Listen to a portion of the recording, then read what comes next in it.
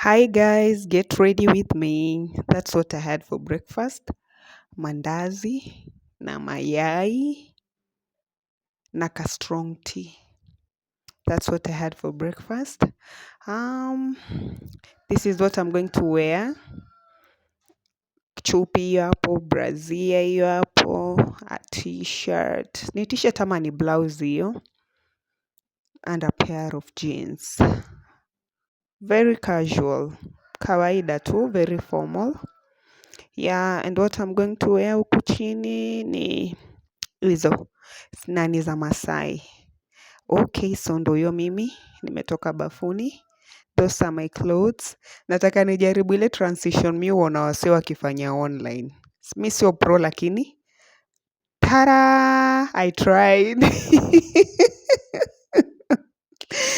That's me.